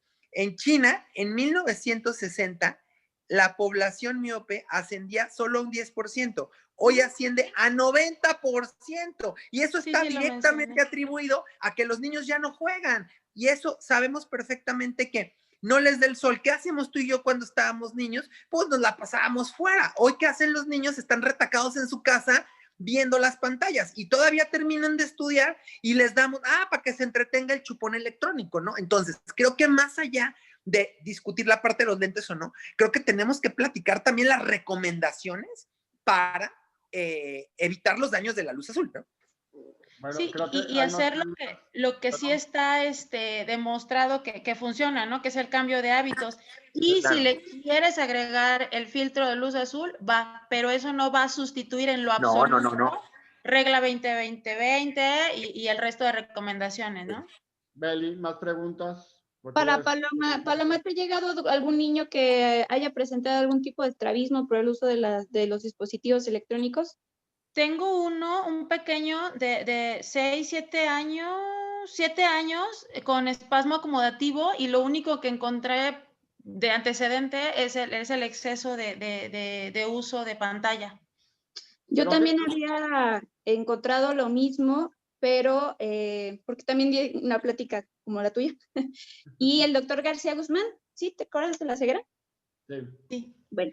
Él me mandó un artículo precisamente que sí encontraron pacientes que sí desarrollaron una endotropia, sobre todo, con defectos no hipermetrópicos, al contrario, eran como más miópicos. Miopes, sí. Ajá, pero que sí ya hay evidencia de que sí pueden generar estrabismo. Entonces, pues también esa es otra parte que también le podríamos decir a los papás, ahora sí que sí hacen daño. Sí. ¿Más preguntas, Beli? No, todas son las de que, bueno, si recomiendas poner un filtro en la computadora. Igual, no. No hay, ¿no? No, pero vaya, no hay una evidencia, sin embargo, pues si está ahí, pues úsalo. Como dice el doctor Luis, ¿no? Tenemos acceso a úsalo, indicado, búscalo intencionadamente, pues no. Ok. Ya estamos sobre el tiempo. Agradezco al Hospital Central Militar. Realmente es una plática de mucha calidad. Los 3 ponentes fueron excelentes. Te felicito, Paloma. Te felicito, Eunice. Te felicito, Ramón. Nuevamente agradecer el labor que está haciendo el Hospital Central Militar en esta pandemia. Dar nuevamente las gracias a Luis, gran amigo, y al Colegio de Médicos Oftalmólogos por la plataforma, a Beli por su asistencia, a Eva, si nos ves, felices vacaciones, y a todos los presentes. Realmente más de 150 participantes, varias preguntas de varios países. Todos los comentarios han sido muy exitosos, mandan muchas felicitaciones. Les agradezco. Los socios de la MOD, por favor, paguen sus membresía. Paloma, con Beli, ella tiene los datos de la cuenta.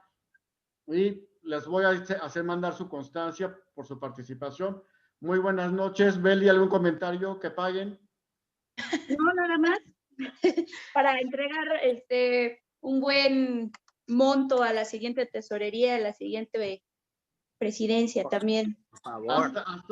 Hasta ahora la única carta de interés para vicepresidencia es la de Luis Cárdenas. Si alguien más está interesado, si no, Luis, ya estás de vicepresidente. No, pues muchísimas gracias, pero de cualquier manera yo quiero agradecerles a Paloma y al equipo de profesionales que invitó, porque la verdad que estuvo muy interesante todo lo que nos comentaron y sobre todo que hay mucha incertidumbre acerca del uso o no de los dispositivos, bueno, de todo lo que hicieron. Por la felicidades, creo que quedó más que claro y más que, sobre todo, con la evidencia científica de todos los ponentes. Muchísimas gracias. Gracias. Gracias. Gracias al equipo ¿Listo? técnico. Gracias, Odincito. Gracias. Hasta luego. Buenas noches. Hasta luego. Gracias. Bye, Paloma. Buenas noches. Bye, Ramón. Bye. Bye. Gracias. ¿Ya está fuera del aire? Ya. Gracias, Eurice, Luis, Ramón, muchas gracias. Paloma, mándame sus correos electrónicos para hacerles llegar la constancia. Sí, doctor. En un momento se los pido. Claro. Me encantó. 200 participantes, fue fantástico. Para viernes Sí, 13 de gracias. la noche, o les dio miedo Sí. salir o... Viernes en la noche de quincena y de Buen Sí. Fin. En lugar de ir al Buen Fin, se quedaron a ver aquí, ¿no? Pero hubo argentinos, hubo colombianos, hubo gente de toda Sudamérica, muy interesante. Y varios pediatras, la verdad estuvo muy interesante. Gracias, doctora, gracias, Ramón. Hasta luego, gracias. Adiós. Muchas No gracias. salgan. Gracias, No doctor salgan, Luis. porque ya está Adiós, lleno. Paloma. Gusto en verte. Gracias, El central militar ya está lleno, no salgan. Sí, no salgan. Estamos rojos. No hay, bye, no hay. Bye. A un Adiós. Copacaca no nos admiten. No. Ay. Bueno, Paloma. Ay.